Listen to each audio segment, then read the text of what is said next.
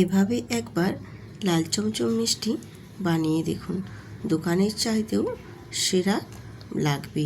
খেতে এত সুন্দর লাগবে এবং বানাতেও খুব সহজ, আর এত নরম তুলতুলে হবে কেউ বুঝতেই পারবে না যে এটা ছানা ছাড়াই বানানো হয়েছে। এত টেস্টি এবং এত নরম তুলতুলে হয় এই চমচম লাল মিষ্টি। তো চলো আমি আজকে কিভাবে এই লাল চমচম মিষ্টিটা বানাচ্ছি সেটাই আপনাদের সাথে শেয়ার করছি। গ্যাসটা অন করে আমি একটা এখানে ফ্রাই প্যান বসিয়ে দিয়েছি, আর এখানে মাপ করে আমি দুধ নিয়ে নেব। যেই কাপ মেপে আমি নিচ্ছি এই কাপ মেপেই পরিমাপ করে আমি সমস্ত কিছু রেডি করে নেব। আর এই কাপটা মেপেই আমি এখানে 2.5 কাপ দুধ দিয়ে দিলাম। দুধটা আমি আগে থেকেই জাল দিয়ে রেডি করে রেখেছিলাম, তার জন্য আর খুব বেশি ফোটানোর দরকার নেই। উষ্ণ গরম হয়ে আসলে এরপর ওর মধ্যে আমি দিয়ে দেব 1 কাপ পরিমাপ করে সুজি। যেই 1 কাপ মেপেই আমি সুজি দিলাম সেই 1 কাপ মেপেই আমি দুধও দিয়েছি। পরিমাপটা সব ঠিকঠাক একই রকম মেজারমেন্ট করেই কিন্তু আজকে আমি এই চমচম মিষ্টি রেসিপিটা আপনাদের সাথে শেয়ার করছি। দেখুন, আশা করছি খুবই ভালো লাগবে।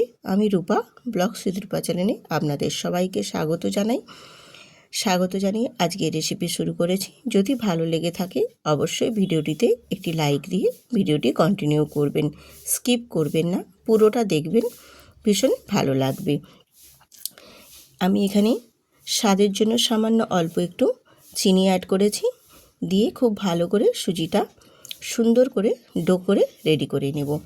যখনই মিষ্টি খেতে মন করবে বাড়িতে এইভাবে বানিয়ে নিতে পারেন। খেতে কিন্তু ভীষণ সুন্দর, ছানা ছাড়াই বা ছানা তৈরি করার ঝামেলা ছাড়াই কম পরিমাপে কম সময়ের মধ্যে খুব তাড়াতাড়ি রেডি করে নিতে পারবেন একদম নরম তুলতুলে চমচম মিষ্টি। এতটাই সুন্দর এবং টেস্টিও হয়। আর সুজির ডোটা যখন রেডি হয়ে যাবে তখন দেখবে একদম প্যান থেকে সুন্দরভাবে ছেড়ে উঠে আসবে, বুঝতেই পারবে তখন খুব সুন্দরভাবে। আর এখানে আমি 4 ভাগের 1 ভাগ একদমই কম পরিমাপে নিয়ে নিলাম বেকিং পাউডার। বেকিং পাউডারটা দিলে এই চমচম মিষ্টিগুলো একদম নরম তুলতুলে হবে। খুব সুন্দর করে আমি বেকিং পাউডারের সাথেও আরও সুজির ডোটা বেশ সুন্দর করে মিশিয়ে নিয়ে তারপর আমি ডোটা তুলে নিয়েছি।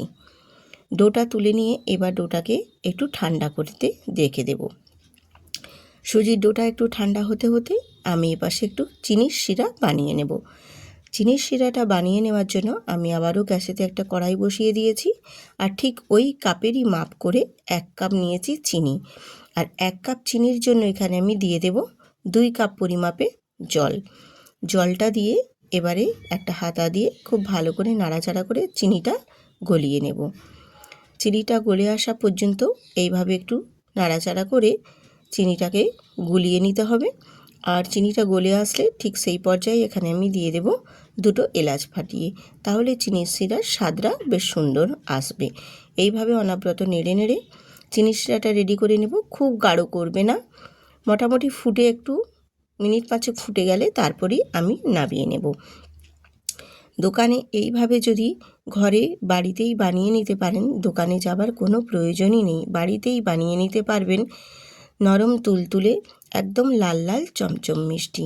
এটা খেতে অসাধারণ লাগবে, কেউ বুঝতেই পারবে না যে ছানা ছাড়াই তোমরা বানিয়ে নিতে পারবেন। এবং ছানা যে এর মিষ্টির মধ্যে যে ছানা নেই সেটাও কেউ ধরতেই পারবে না, এত নরম এবং এত তুলতুলে সুন্দর এই চমচম মিষ্টি রেডি হবে। আমার শিরাটা রেডি হয়ে গেছে, নামিয়ে নিয়েছি। এরপর এদিকে সুজির ডোটাও দেখো অনেকটা ঠান্ডা হয়ে গেছে। তো একেবারেই ঠান্ডা করবে না, একটু গরম থাকবে সেই পর্যায়ে মেখে নিতে হবে।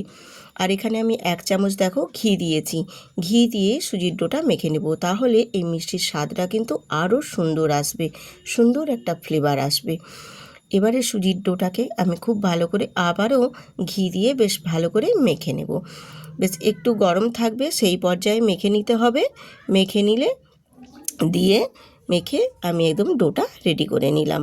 ডোটা দেখো একদম রেডি হয়ে গেছে। পারফেক্ট বুঝবে কি করে, এই দেখো একদম সুন্দরভাবে হাতে মাখা হয়ে যাচ্ছে, মানে একটু কিন্তু সুজির দানা নেই, সুন্দরভাবে একদম রেডি হয়ে গেছে। এইভাবে সুজির ডোটা রেডি করে নিলাম। রেডি করে নিয়ে এবারে আমি ওই ডোটা থেকে অল্প অল্প করে নেব, আর এই হাতে ঘুরিয়ে ঘুরিয়ে গোল শেপ দিয়ে দেব। গোল শেপ দিয়ে তারপর একটু লম্বা করে আকার দিয়ে দেব। তোমরা চাইলে এর থেকে আর একটু বড় করেও নিতে পারো, বা একটু গোল গোলও শেপ দিতে পারো। আমি ঠিক চমচম মিষ্টি করছি বলে তাই এই রকম ছোট্ট ছোট্ট চমচম মিষ্টির মতনই আকার দিয়ে রেডি করে নিচ্ছি। এই রকমভাবে আমি চমচম মিষ্টিগুলো সবগুলোই বানিয়ে নেব। আর এই রকমভাবে বানিয়ে নিলে প্রত্যেকটা দেখতেও কিন্তু বেশ সুন্দর লাগবে, আর দেখার যেমনি সুন্দর তেমনি খেতেও কিন্তু ভীষণ সুন্দর লাগবে। তো এইভাবে দেখো আমি সব মিষ্টিগুলোই বানিয়ে একেবারে রেডি করে নিয়েছি। দেখতে ভারী সুন্দর হয়েছে দেখো। এবারে আমি চলে যাব গ্যাসেতে। গ্যাসটা অন করে দিয়েছি, দিয়ে এবারে একটা কড়াই বসিয়ে দিয়ে দিলাম বেশ কিছুটা পরিমাণে সাদা তেল। আর সাদা তেলটা গরম করে নিয়ে আমি এবারে মিষ্টিগুলো সব এক এক করে ভেজে নেব। আর মিষ্টিগুলো এখানেই সমস্ত আমি দুটো একটা করে করে তেলের মধ্যে দিয়ে দিচ্ছি। একসাথে সবগুলো দিতে যাবে না, তাহলে কিন্তু একটার গায়ে একটা জড়িয়ে যাবে, আর পিঠেগুলো কিন্তু তখন মিষ্টিগুলো তখন কিন্তু ভেঙে যাবে, তখন ভালো হবে না। তাই একটা একটা করে একটা দুটো করে দিয়ে দেবেন। দিয়ে কিছুক্ষণ মিষ্টিটা একটু মানে ভাজা হয়ে যাওয়ার পর তারপর আলতো আলতো করে একটু নাড়াচাড়া দিয়ে দেবেন। তাহলে দেখবেন একটার গায়ে একটা একটু লেগে যাবে না, বেশ সুন্দর করে ভাজা হয়ে যাবে। আর এই রকমভাবে একটু উল্টে পাল্টে আলতো করে নাড়াচাড়া করে ভেজে নেব। কালারটা যখন চেঞ্জ হয়ে আসবে তখন সেই পর্যায়ে তোমরা খুব ভালো মতো নেড়ে দুটো পাশ বেশ সুন্দর করে লাল লাল করে ভেজে নিতে হবে। আর এইভাবে বেশ সুন্দর করে প্রত্যেকটাই মানে মিষ্টিকে আমি বেশ লাল লাল করে ভেজে নেব। যেহেতু এটা লাল মিষ্টি, সেহেতু কিন্তু একটু লাল লাল করেই ভেজে নিতে হবে। আর আমার দেখো মিষ্টিগুলো পুরো রেডি হয়ে গেছে একদম। আর এরপর আমি বেশ লাল লালও হয়ে গেছে। এবারে মিষ্টিগুলোকে আমি সব তেল থেকে ছেঁকে বেশ সুন্দর করে তুলে নেব, আর তেলটাকেও আস্তে আস্তে ঝরিয়ে নেব। এইভাবে আমার লাল চমচম পিঠে একদম ভাজা হয়ে রেডি হয়ে গেছে। এরপর বাকি যেইগুলো আছে সেইগুলোকেও ঠিক একই প্রসেসে আমি আবারও এক দুটো করেই তেলের মধ্যে ভাজতে দিয়ে দেব। এপাশে এইগুলো যেমন ভাজা হবে প্রথমবারের মতনই মিষ্টিগুলো ভাজা হোক। আর এপাশে আমার চিনির শিরাটাও দেখো অনেকটা ঠান্ডা হয়ে গেছে। ঠিক এবারে ওই চিনির শিরার মধ্যে আমি মিষ্টিগুলো দিয়ে দেব। দিয়ে একটু নাড়াচাড়া করে মিষ্টির রসে ডুবিয়ে দেব, তাহলে মিষ্টির রসটা খুব ভালো মতো মিষ্টির ভেতরে ঢুকবে।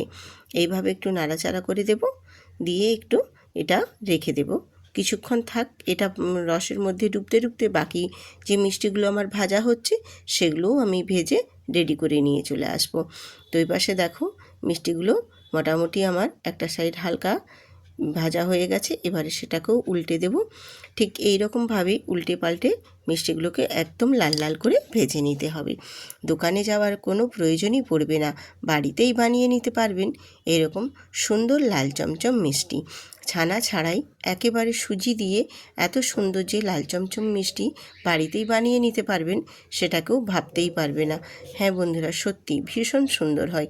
বাড়িতে কেউ গেস্ট আসলেও এটাও যদি আপনারা বানিয়ে দেন, এক্ষেত্রেও কিন্তু ভীষণ সুন্দর একটা মিষ্টি রেসিপি আপনাদের মাঝে শেয়ার করেছি। এটা ছোট বড় সবাই ভীষণ পছন্দ করবে, আর খেতেও কিন্তু বেশ ভালো লাগবে। আমি বাকি মিষ্টিগুলো দেখো ভেজে নিয়ে চিনির শিরার মধ্যে ডুবিয়ে দিয়েছি। দিয়ে আবারও একটু হালকা দিয়ে নাড়াচাড়া করে মিষ্টির শিরাটায় ডুবিয়ে দিলাম, যাতে রসটা বেশ ভালো মতো একদম মিষ্টিগুলোর মধ্যে ঢুকে যেতে পারে। এবারে ঢাকা দিয়ে আমি 20 মিনিট রেখে দিয়েছিলাম। 20 মিনিট পরেই তোমাদের ফিরে এসে দেখিয়ে দিচ্ছি। দেখো মিষ্টিগুলো ফুলে কতটা নরম হয়ে গেছে, আর রসটা ভেতরে কতটা ঢুকে গেছে, আর সমস্ত চিনির শিরাটা দেখো মিষ্টিগুলোর মধ্যে একদম ঢুকে গেছে। আর আমি একটা মিষ্টি তোমাদের কেটেও দেখিয়ে দিচ্ছি। দেখো কতটা সফট এবং কতটা নরম হয়েছে, ভেতরটাও কতটা সুন্দর হয়েছে। দেখো একদম খুব সুন্দরভাবে একদম মিষ্টিগুলো রেডি হয়েছে। এরকমভাবে বানিয়ে নেবেন বন্ধুরা। সত্যি ভীষণ সুন্দর, কম সময়ের মধ্যে কম খরচের মধ্যে ছানা ছাড়াই এত সুন্দর মিষ্টি যদি বাড়িতেই বানানো যায় তাহলে দোকানে যাওয়ার তো একদমই প্রয়োজন পড়বে না। যদি বন্ধুরা এরকম মিষ্টি রেসিপি তোমাদের ভালো লেগে থাকে তাহলে অবশ্যই কিন্তু চ্যানেলটিতে সাবস্ক্রাইব করে বেল আইকনটি প্রেস করে দিতে হবে, আর সুন্দর করে একটা কমেন্ট করে দিতে হবে, যাতে পরবর্তীকালে আরও আমি নিত্য নতুন রেসিপি আপনাদের মাঝে শেয়ার করতে পারি। বন্ধুরা যখনই বাড়িতে মিষ্টি খেতে মন চাইবে তখনই এই রকমভাবে বানিয়ে নিতে পারেন লাল চমচম মিষ্টি। খেতে ভীষণ সুন্দর, কেউ বুঝতেই পারবে না ছানা ছাড়াই বানিয়ে নিতে পারেন একদম সহজভাবে সুজি দিয়ে এত সুন্দর মিষ্টি, যেটা একদম ঘরে বানানো সহজ পদ্ধতিতে। বন্ধুরা আজ এখানেই শেষ করলাম। সবাই সুস্থ থাকুন, ভালো থাকুন, আবার দেখা হবে পরের ভিডিও।